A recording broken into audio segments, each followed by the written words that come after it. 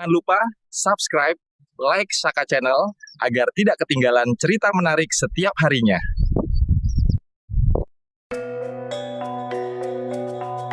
Pada abad ke-12, tanah Jawa berada di bawah kemakmuran Kerajaan Kediri. Gunung-gunung menjulang gagah, sawah terbentang hijau, dan sungai berantas mengalir membawa kehidupan bagi rakyat. Di tengah kemegahan itu, berdirilah seorang raja yang namanya akan abadi dalam sejarah, Prabu Jayabaya. Ia dikenal bukan hanya sebagai pemimpin yang adil dan bijaksana, tetapi juga sebagai sosok yang diyakini memiliki mata batin yang mampu menembus masa depan. Sejak muda, Jayabaya gemar bertapa di lereng gunung dan tepian sungai. Dalam tapabrata yang panjang, ia memohon kepada Sang Hyang Jagat agar diberi petunjuk tentang nasib rakyatnya di masa depan. Malam-malam sunyi sering diwarnai kilatan penglihatan aneh, kapal-kapal asing berlayar ke pelabuhan Jawa, suara ledakan memecah kesunyian, dan lautan manusia berkulit pucat membawa senjata yang belum pernah dilihat rakyatnya. Kabar tentang kemampuan gaib sang raja tersebar ke seluruh penjuru negeri. Para brahmana dan pujangga istana pun sering diminta hadir di balairung kerajaan untuk mencatat kata-kata Jayabaya. Mereka percaya, setiap ucapannya bukan sekadar nasihat, tetapi ramalan yang kelak akan menjadi bagian dari takdir Nusantara. Namun, di balik ketenangan dan kemakmuran Kediri, Jayabaya merasakan gelombang takdir yang akan menguji tanah Jawa. Ia tahu, masa keemasan tak akan berlangsung selamanya. Dan di suatu malam yang diselimuti kabut tipis, ia memutuskan untuk mengungkapkan rahasia itu pada para pengikut setianya. Langit malam itu gelap, hanya diterangi cahaya pucat bulan yang bersembunyi di balik awan. Di balairung utama Kediri, obor-obor menyala redup, memantulkan bayangan gemetar di dinding batu. Para brahmana, pujangga, dan panglima duduk melingkar menghadap tahta. Prabu Jayabaya, dengan jubah putihnya, berdiri tegak di tengah, memegang tongkat pusaka yang ujungnya berkilau seperti bara api. Dengan suara dalam dan berat, ia berkata, "Wahai putra-putri Kediri, dengarlah baik-baik. Aku melihat masa depan negeri ini. Akan datang waktu di mana tanah Jawa diperintah oleh bangsa asing dari seberang lautan. Mereka akan datang dengan kapal besi, membawa senjata yang menggelegar bagaikan petir. Mereka akan menguasai negeri ini, memaksa rakyat bekerja untuk mereka, dan mengambil kekayaan bumi kita." Kata-kata itu membuat ruangan hening.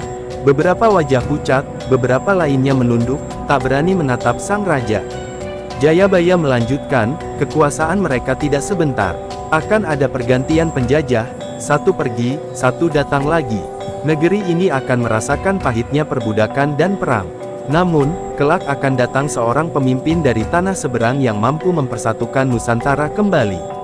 Dan pada masanya, keadilan akan ditegakkan, rakyat akan tersenyum, dan tanah Jawa akan kembali makmur." Namun sang raja tak berhenti di situ. Ia menghela napas panjang, menatap nyala obor yang bergetar tertiup angin. "Sebelum masa itu tiba, akan ada zaman yang paling gila.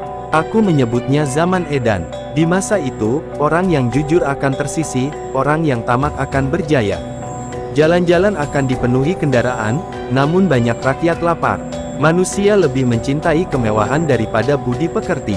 Negeri akan dipimpin oleh mereka yang tak amanah. Namun, siapapun yang tetap ingat pada Sang Pencipta, ia akan selamat, meski dunia terbalik sekalipun." Para brahmana mencatat setiap kata dengan hati-hati. Mereka tahu, ucapan ini bukan sekadar pidato, tapi petunjuk yang akan melintasi zaman.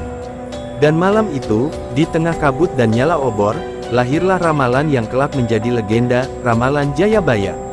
Berabad-abad berlalu sejak malam ramalan itu diucapkan. Kerajaan Kediri runtuh, berganti dengan kerajaan-kerajaan lain di tanah Jawa. Banyak yang menganggap kata-kata Jayabaya hanyalah cerita leluhur yang dibumbui mitos. Namun, perlahan tanda-tanda itu mulai tampak, seperti benih yang akhirnya tumbuh menjadi kenyataan. Dari ufuk selatan, muncullah kapal-kapal besar dengan layar putih, membawa orang berkulit pucat.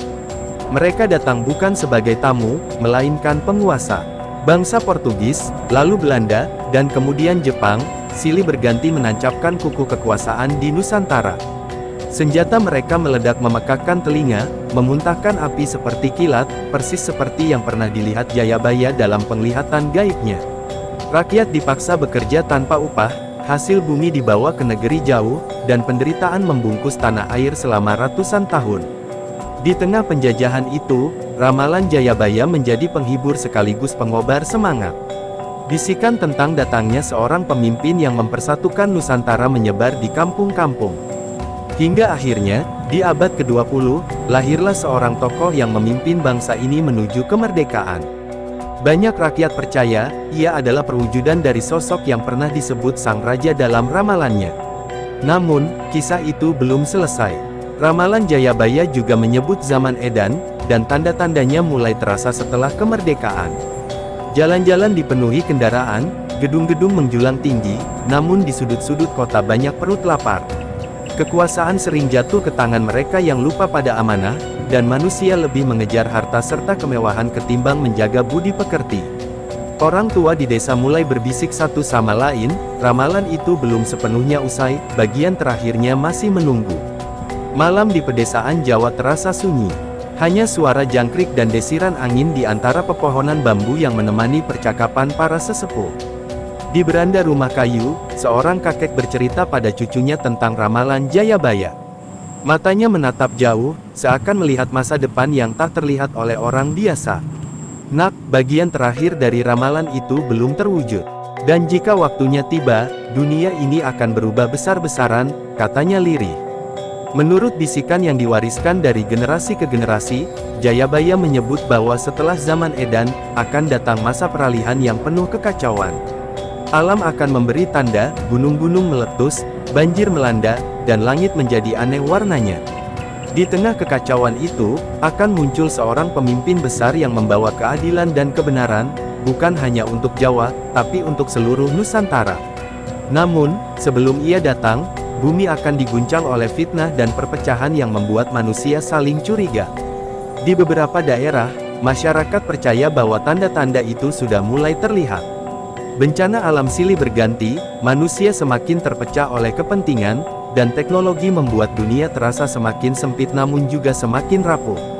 Mereka yang percaya, mulai mempersiapkan diri bukan dengan senjata, melainkan dengan iman dan kebijaksanaan, sebagaimana pesan Jayabaya, sapa eling lan waspada, bakal selamat.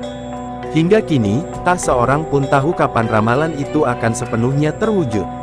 Apakah pemimpin besar itu sudah lahir? Apakah masa perubahan besar sudah dekat?